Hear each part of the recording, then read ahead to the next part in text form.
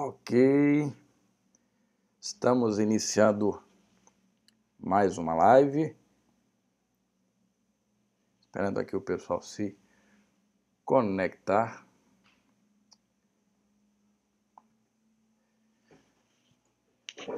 Temos um online aqui pelo Facebook, vamos ver aqui. Opa! Dê um ok se está saindo o áudio de uma forma correta.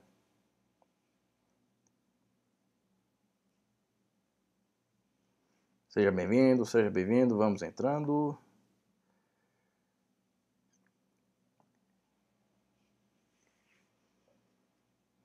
Uma boa noite para todos. O áudio está tudo bem?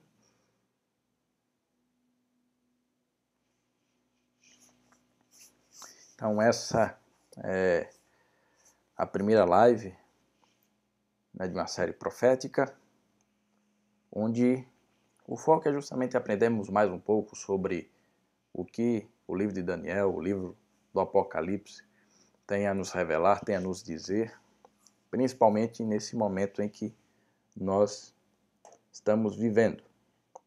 Aqui eu vou deixar um pouquinho. A posição aqui do celular, estou vendo aqui o melhor. Não, o melhor aqui. Pronto.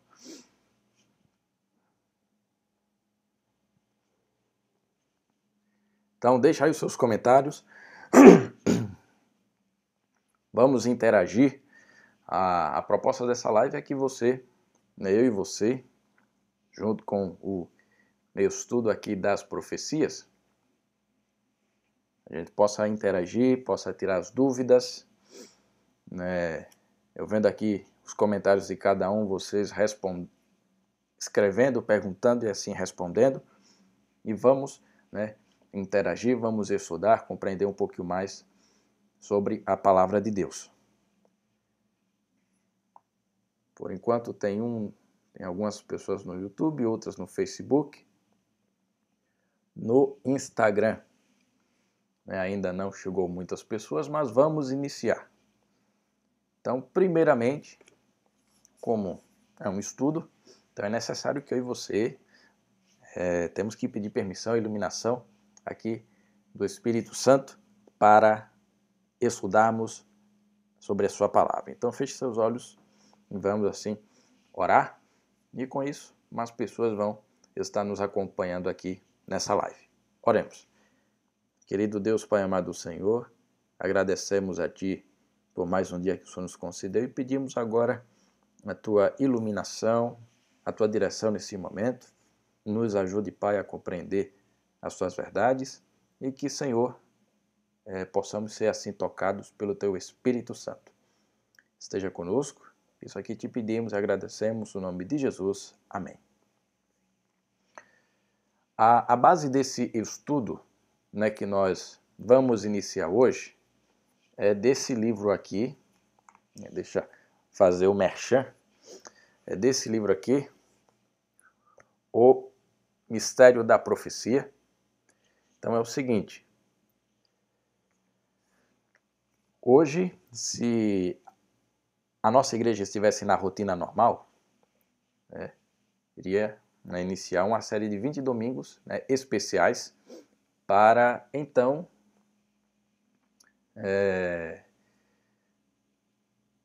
começar o estudo. Né? Uma série aí de 20 domingos à noite para estudarmos um pouco mais sobre o que esse livro tem a nos dizer.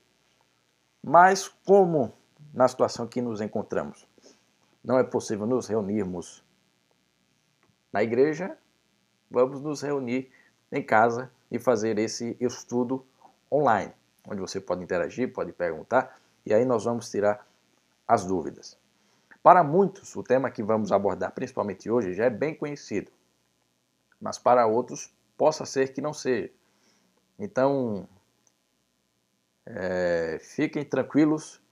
Para quem já sabe, fica aí como uma forma de refrescar a memória. Para quem não sabe, vai ser uma novidade. Então, vamos iniciar primeiramente com uma com uma pergunta, né, que é bem interessante, que é assim: se você pudesse escolher apenas uma palavra para descrever o que vai na mente das pessoas em nossos dias, que palavra você escolheria? Se você puder responder aí nos comentários, seria bem legal. Uma palavra que descrevesse o que passa na mente das pessoas hoje, na situação que nós vivemos. Qual palavra você colocaria? Qual palavra você iria escrever? Sabe?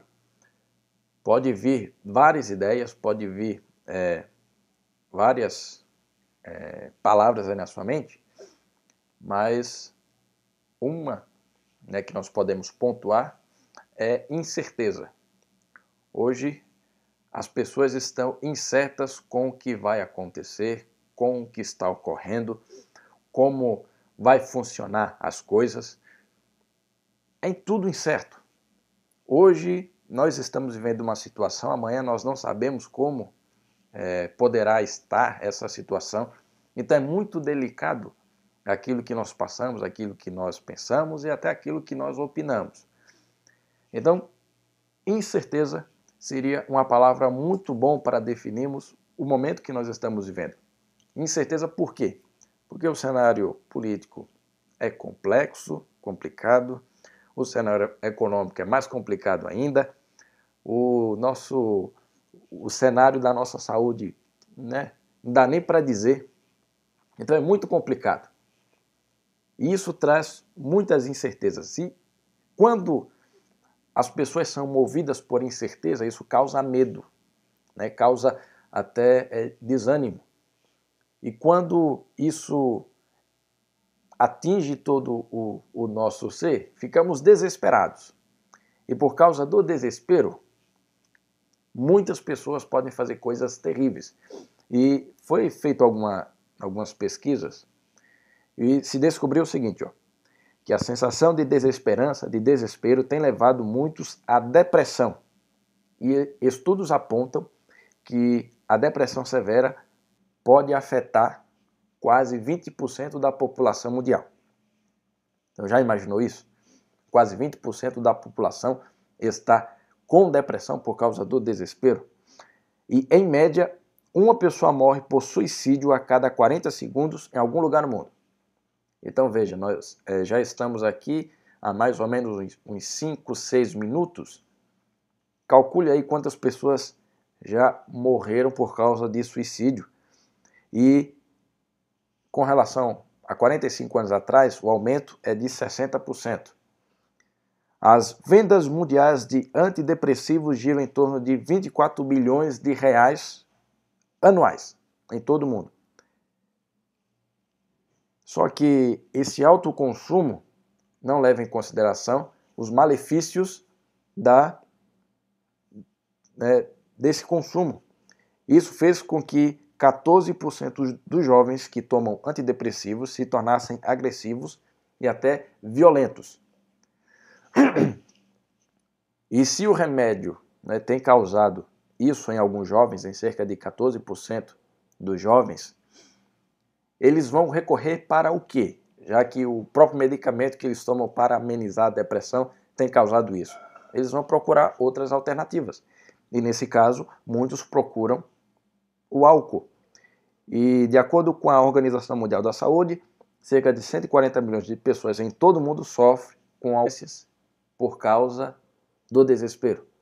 Isso faz com que as pessoas se afundem não somente em medicamentos antidepressivos ou no álcool, mas nas drogas, no descontrole financeiro, em várias outras coisas que isso causa mal-estar para o ser humano, para o homem. E quando nós perdemos a esperança, nuvens de desespero vêm sobre a nossa cabeça. E quando nós olhamos como é que eu posso dizer? Quando olhamos o noticiário, o cenário que nós vemos é de guerras, é de conflitos. E aí vem a pergunta: por que tudo isso? Saiu um artigo na revista Newsweek, onde um psicólogo descreveu que os conflitos globais estão a um passo para o Armagedon. E aí muitas pessoas pensam que vai ocorrer a Terceira Guerra Mundial, que vai ocorrer uma catástrofe terrível. Mas será que é isso mesmo que vai acontecer? Será que haverá algum futuro para nós, principalmente no contexto que nós vivemos? Será que há alguma esperança? E aí, hoje nós vamos ver uma profecia bíblica que foi escrita há quase 2.500 anos, que aponta justamente para isso, que tudo vai terminar bem. Mas há uma linha histórica, há um traço histórico. E essa profecia se encontra onde? Justamente em Daniel capítulo 2. Daniel capítulo 2 relata então é o seguinte, abra aí a sua Bíblia no capítulo 2 do livro de Daniel. Abra aí bem rapidamente, tá certo? E vamos começar a estudar sobre esse sonho. Então, o que acontece? Nabucodonosor era rei do reino babilônico. A Babilônia, ela durou aí mais ou menos dos anos 605 até o ano 539 a.C. E Nabucodonosor foi o seu rei assim mais famoso, o rei mais poderoso. E o que acontece? Em uma de suas conquistas, ele conquista Jerusalém, conquista ali toda a terra de Judá, e então ele leva alguns cativos para a terra da Babilônia. E aí, com isso, alguns desses cativos eles vão servir ali ao rei Nabucodonosor. Isso você pode ver mais no relato do capítulo 1 de Daniel. Mas nós vamos ver aqui o relato do capítulo 2, de Daniel. Uma boa noite aí para todo mundo que está entrando. Eu não falei, mas eu vou falar agora. O pessoal aqui que está pelo Instagram, alguns que estão pelo YouTube, outros que estão pelo Facebook. Uma boa noite para quem eu não cumprimentei logo no começo, estou cumprimentando aqui agora. E vamos aí participar. Pode perguntar no decorrer da live, do estudo, e vamos aí interagindo. Então, abra a sua Bíblia no livro de Daniel, capítulo 2. E aqui nós vamos ver o sonho de Nabucodonosor. E o capítulo 2 inicia dizendo que no segundo ano do reinado de Nabucodonosor, ele teve esse sonho. E é bem interessante, porque o verso 1 vai dizer assim, no segundo ano do seu reinado, Nabucodonosor ele teve sonhos. Quando nós vamos para a versão original do texto, nesse caso no hebraico, a ideia é que Nabucodonosor ele teve um sonho dentro de outro sonho e vários sonhos numa noite só. Sabe quando tem aquela sensação que você está sonhando, acorda, mas aí percebe que está dentro do sonho ainda? E aí fica um negócio meio maluco na sua cabeça, você não entende a real situação, o que é que está acontecendo. Foi isso que aconteceu aqui com Nabucodonosor. Ele ficou doidinho, porque os sonhos foram confusos, foram intensos, e isso perturbou muito o Nabucodonosor. E os reis pagãos, na época de Nabucodonosor, criam no seguinte: se tinha algum sonho, e eles criam que sonhos era um dos métodos que os deuses se comunicavam com eles, e se aquele rei ou aquela pessoa não estava lembrando mais desse sonho, é porque o Deus daquela pessoa estava muito zangado com ele. Então, Nabucodonosor tem um sonho maluco à noite, quando acorda não consegue se lembrar, não sabe muito bem o que ele viu, e aí ele pensa, eu acho que meu Deus está com raiva de mim, então se eu não resolver isso, vai dar confusão para mim, eu tenho que resolver essa questão. E então ele chama ali todos os seus sábios, os magos e tudo que era gente importante ali na região da Babilônia. E quando chega, a primeira coisa que Nabucodonosor fala é o seguinte: olha, eu tive um sonho e eu quero que vocês interpretem esse sonho para mim. de forma automática, aqueles sábios, os adivinhos, falaram, ó, então é o seguinte, rei, conta o sonho e aí a gente fala a interpretação. Mas ele já estava meio que se sentindo não muito bem, e então o que é que ele faz? Olha, eu não me lembro do sonho, vocês vão ter que adivinhar o sonho e contem para mim. E aí os sábios vão e respondem, mas rei, não tem como nós descobrirmos isso, é quase que impossível. Então conte o sonho para nós. E aí Nabucodonosor, já sem paciência, ele fala, ó, se vocês não me contarem o sonho e não interpretarem o sonho, eu vou matar todo mundo. Só que nesse grupo havia alguns judeus que também foram selecionados para fazerem parte, né, dos sábios da Babilônia. Dentre eles estava Daniel. Só que Daniel ele não foi convocado nesse momento, né, que Nabucodonosor chamou todo mundo. Quem sabe porque ele ainda era muito novo na corte, era um estrangeiro, então não tinha assim muita confiança. E ele fica, né, na sua casa, ele não está presente ali. Mas quando sai a ordem para que matem, né, os sábios, os adivinhos, porque ninguém conseguiu ajudar Nabucodonosor, foram chamar Daniel. Ó, vai ter que morrer porque o rei está com raiva. E aí Daniel, ele tenta, pede ali uma audiência com o rei, peraí. Dá para resolver tudo. Alguma coisa dá para resolver. O que foi que aconteceu? Então, ele vai até a presença de Nabucodonosor e ele pede, rei, dá um tempinho aí para nós. Nós vamos dar a resposta, mas necessitamos de um tempo. Eu vou consultar o meu Deus, o Deus do céu, e ele com certeza vai dar a revelação. Ele vai dizer a interpretação. E aí tudo bem. Nabucodonosor, ele permite, né, que Daniel volte e que comece, né, a estudar para que ele dê a resposta mais tarde. E é muito interessante quando nós vamos ver a oração, né, que Daniel faz, que é o seguinte, o capítulo 2, o verso 20, vai dizer assim, que ele e os seus 3 amigos se reuniram para pedir a bênção de Deus, a orientação de Deus.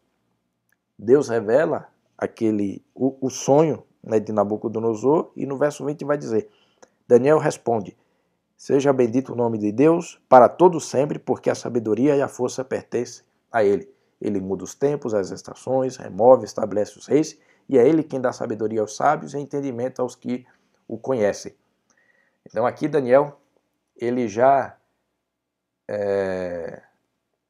aponta mais ou menos o que o sonho quer dizer.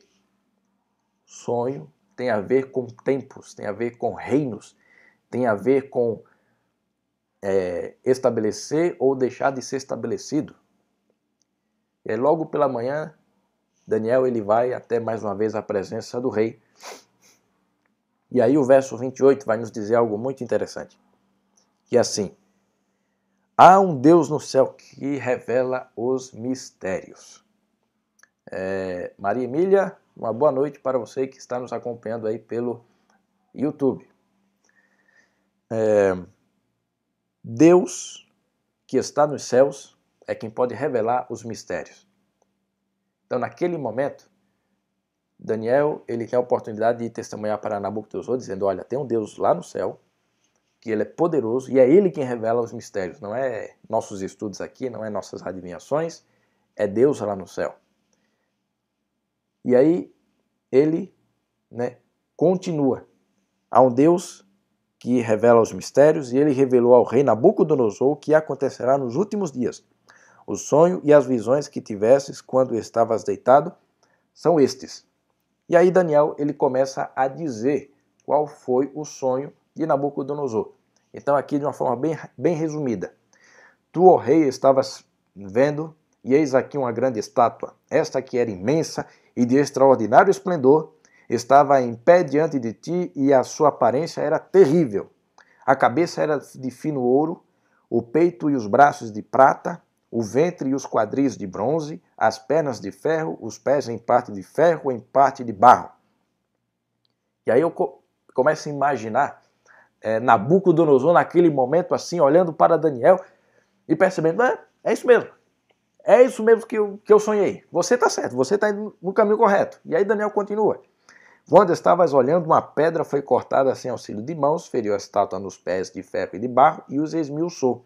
Então foi juntamente esmiuçado o ferro, o barro, o bronze, a prata e o ouro, os quais se fizeram como a palha das eiras no estio.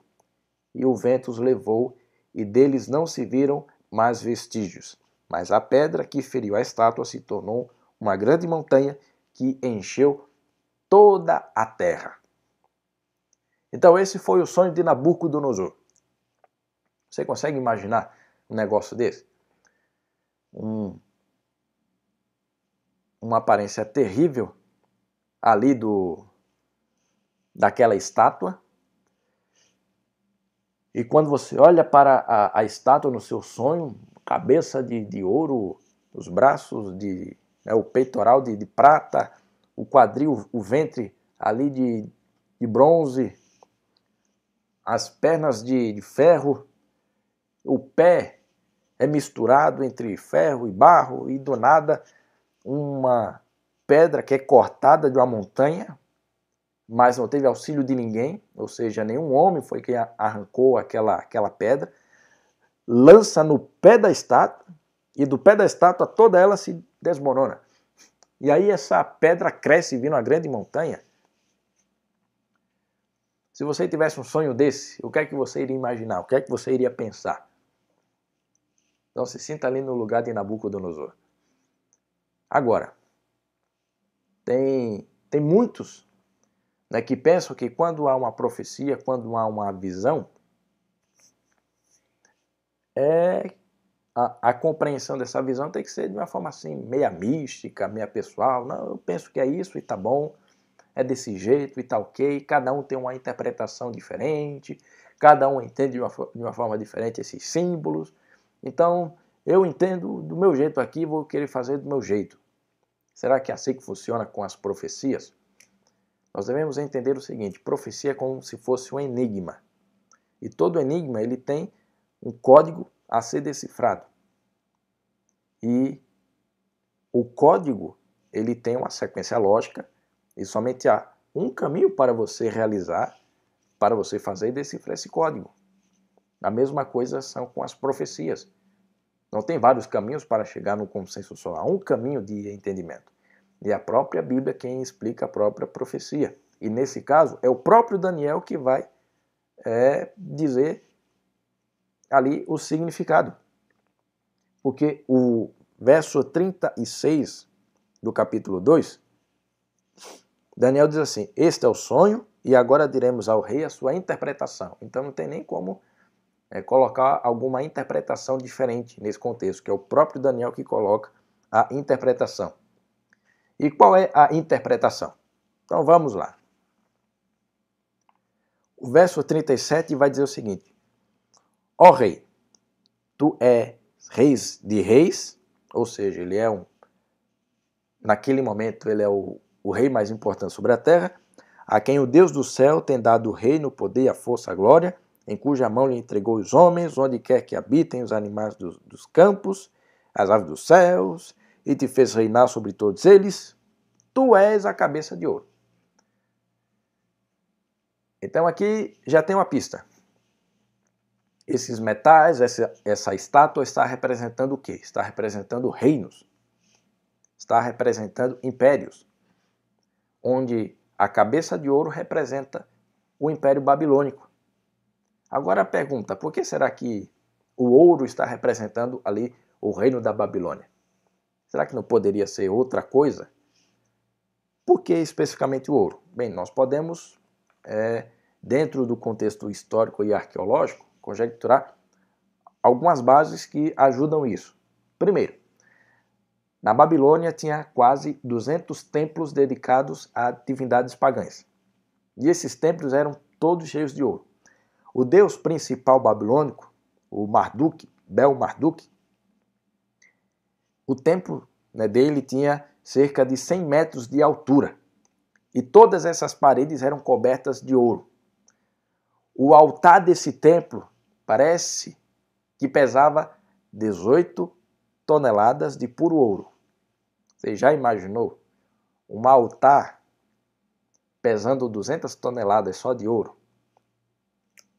Então vai imaginando aí. O que tinha mais no reino babilônico? Os muros eram altos, basicamente 2 muros, onde dava-se para andar 2 carruagens de forma paralelas, né? Se você quiser ter uma ideia de como a cidade da Babilônia era magnífica, você pode pesquisar aí na internet depois. O portão de Istar, e se encontra hoje no Museu de Pérgamo, em Berlim.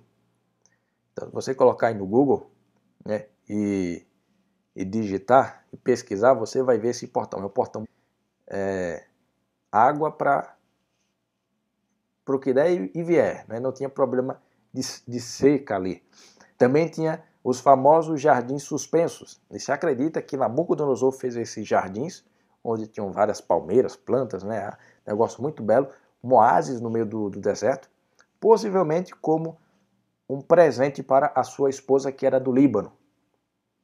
Então, naquela época, o Líbano não era como é hoje, né? Quase que um deserto, mas era uma região rica, principalmente em árvores, né? E é bem provável que Nabucodonosor ele faz esse jardim suspenso para que a sua esposa se sinta mais à vontade. Então, tudo isso caracteriza a riqueza do Império Babilônico.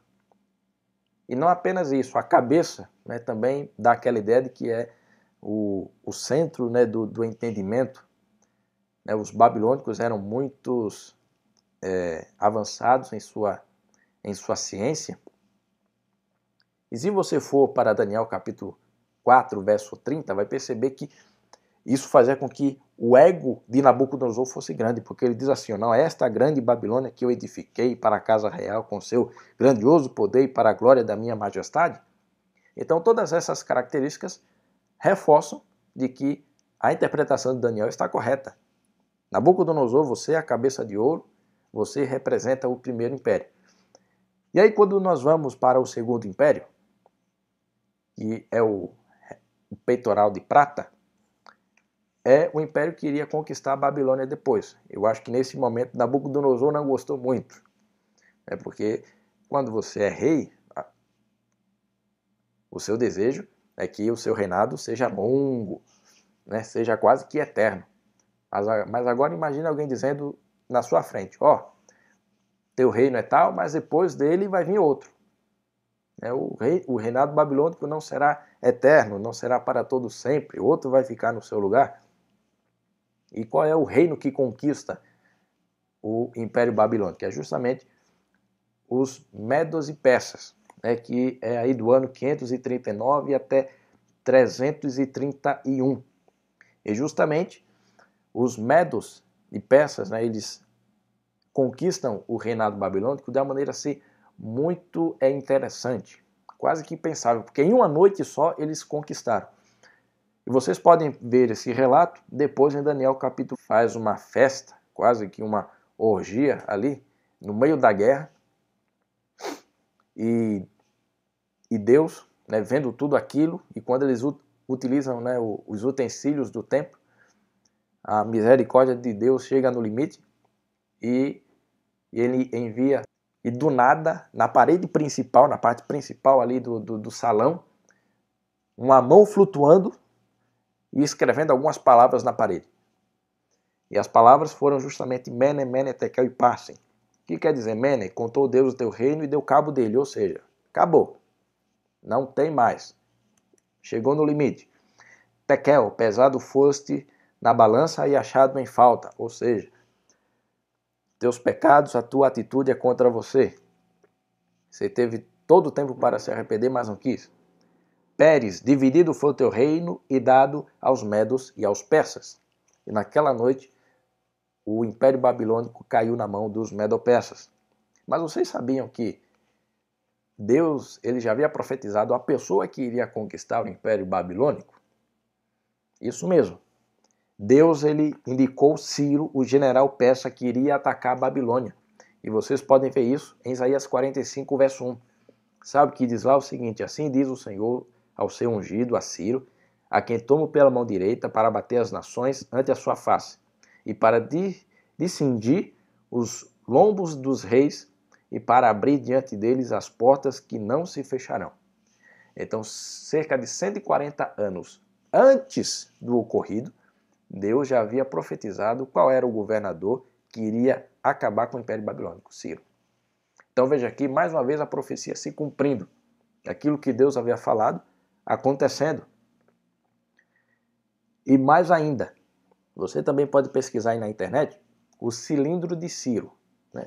É um rolinho assim de argila. E nele está escrito como é que foi a conquista. E ele indica justamente que eles secaram os canais do rio Eufrates. Quer dizer, eles cavaram canais para desviar o fluxo da água do rio Eufrates. Aí nisso fez com que o nível do rio abaixasse e eles passaram por debaixo dos muros, onde as comportas estavam abertas, e eles ali tomaram a cidade. Então, mais uma vez, a profecia se cumpriu. Então, o reino de prata assume o lugar do reino de ouro, a cabeça de ouro. Mas assim como o reino de ouro teve um fim, o reino babilônico teve um fim, o reino de prata também tem um fim. E quem é que dá fim a esse reino de prata? Quem assume o lugar do império de prata? É justamente o ventre de bronze, que é o império que iria derrotar os persas, nesse caso. Então, quando nós olhamos a história, qual foi o império, qual foi o reino que derrotou os persas? Justamente o Império Grego, ali a mando de Alexandre o Grande. Ele, no ano 331, deu cabo ao Império Persa. E ali os gregos eles começaram a dominar o mundo. E aí vai do ano 331 até o ano 168 a.C., o poderio grego. E por que será que Deus ele escolheu o bronze para representar o Império Grego? É bem provável que é por causa do manuseio do bronze que os gregos faziam. Eles utilizavam muito bronze, principalmente para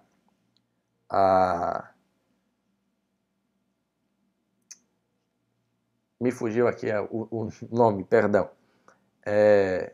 Para a produção de armas, principalmente escudos, os elmos, capacetes, tudo era de bronze, porque era fácil o manuseio. Então isso caracterizou muito o Império Grego. E daí Deus ele representou os gregos com essa característica. Expandido para todo o seu império. E ele também tinha o desejo de reconstruir a Babilônia. A cidade da Babilônia ser a capital de uma das províncias do Império Grego. Mas ele subitamente morre devido à malária, ou quem sabe ao álcool, ou muitos pensam que foi uma trama ali para envenenar Alexandre, não se sabe ao certo, mas o que se sabe é que ele morreu jovem, com 33 anos. Ele morre e o projeto de reconstruir a Babilônia acaba. Isso reforça mais uma profecia bíblica. Você pode ir lá em Jeremias capítulo 51, verso 37, que diz assim: Babilônia se tornará em montões de ruínas, moradas de chacais, objeto de espanto e assobio, e não haverá quem nela habite. Ou seja, Deus tinha falado, quando Babilônia for destruída, ela não vai ser mais reedificada. Será um monte de entulho. E foi isso que aconteceu. Babilônia não foi reconstruída. Quero dar aqui um abraço para o meu amigo pastor Maison. Um abraço aí grande. Que Deus abençoe o seu ministério. Fico feliz em ter você aqui participando conosco. Então, voltando aqui, aquilo que Deus falou aconteceu. Não somente a sucessão de reinos, mas também pequenos detalhes. Babilônia não seria mais reconstruída. O projeto de Alexandre foi por água abaixo, mas primeiramente Deus já tinha previsto que isso jamais iria acontecer.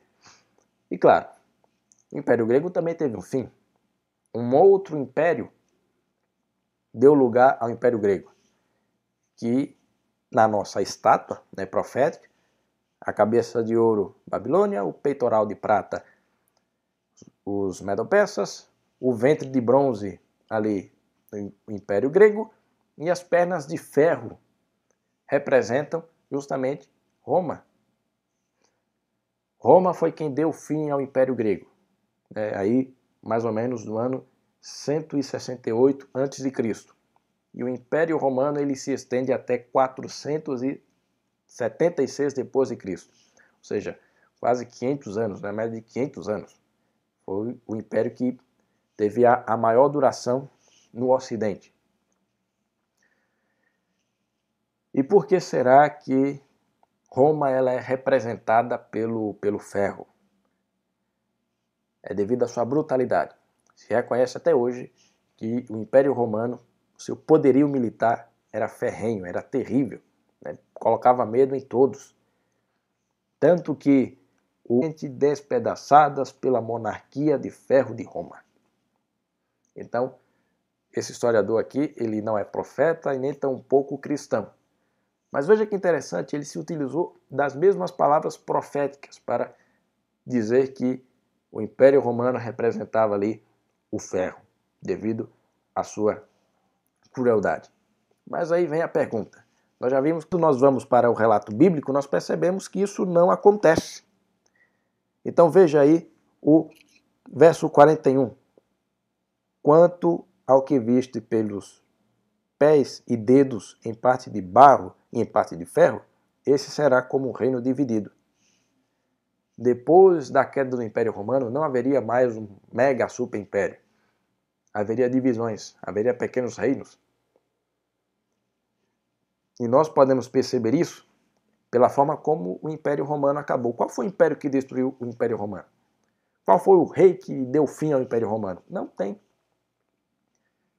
Pelo contrário, o que acontece é que o Império Romano ele se enfraquece por dentro e as tribos bárbaras, né, que viviam ali à margem, né, do limite do Império Romano, eles começam a invadir Roma, todo o Império. E daí o Império vai caindo. E dessa queda surgem 10 tribos, né, 10 grandes regiões. E aqui eu vou citar algumas. Os francos, eles deram origem à França. Os anglo-saxões, eles invadiram a Inglaterra. Os álamos, a região ali da Alemanha. Os érulos se apossaram da Itália. Os visigodos, o sul da Espanha. E os suevos se estabeleceram em Portugal e os vândalos ali na região do norte da África. Então é bem interessante isso. Os 10 dedos literalmente se transformaram em 10 tribos. Só que não é apenas isso. A profecia diz também que esses dedos, né, que é parte barro, parte ferro, é que eles iriam tentar se misturar, mas não ia dar muito certo. Iriam ter algo, porque se você colocar ferro e barro, não mistura. Isso é demonstrado principalmente nas relações e tentativas de se formar um novo império. A história relata vários governantes ou criar megas impérios, mas também não deu muito certo. Aqui nós podemos citar Napoleão, que ele largou a sua esposa Josefina e se casou com Maria Luísa, tentando ali fazer um império europeu com a linhagem napoleônica e a linhagem de Habsburgo, mas não deu certo. Se você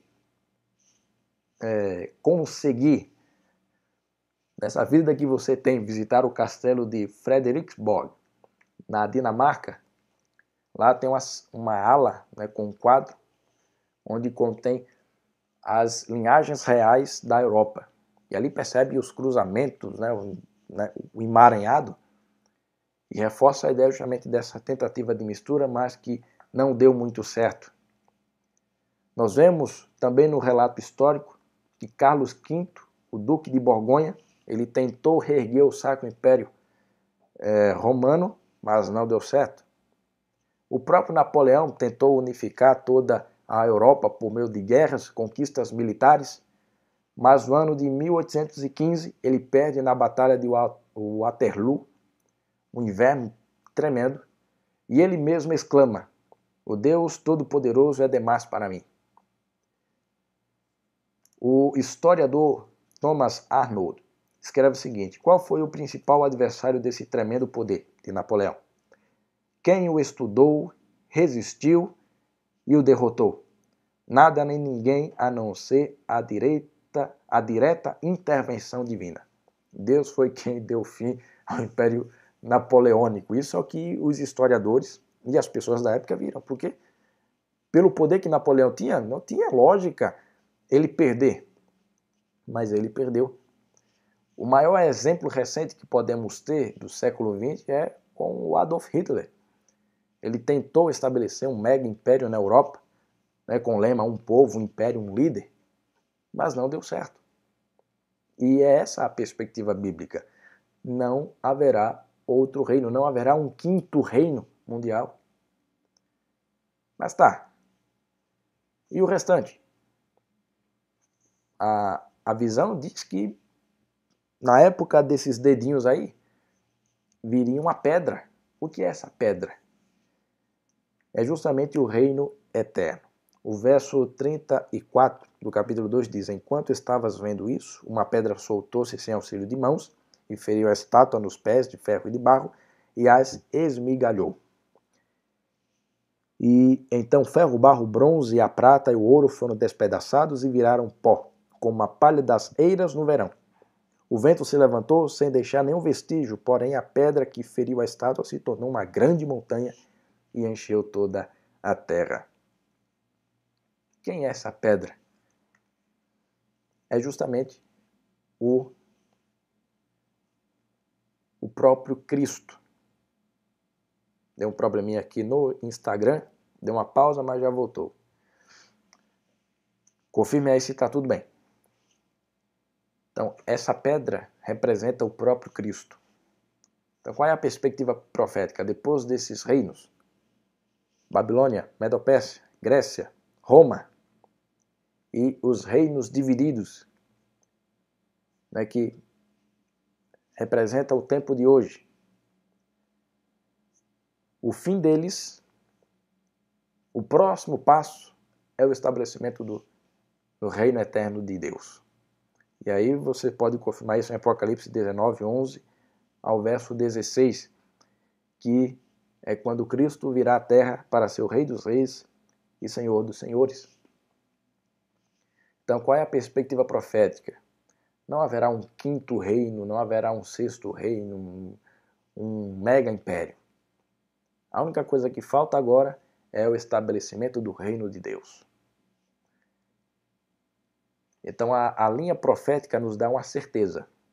No mundo de incerteza que nós vivemos, o reino de Deus está próximo. O reino de Deus está chegando. E esse reino esmiuçará e consumirá todos esses reinos, mas ele mesmo subsistirá para todo sempre. Daniel 2,44.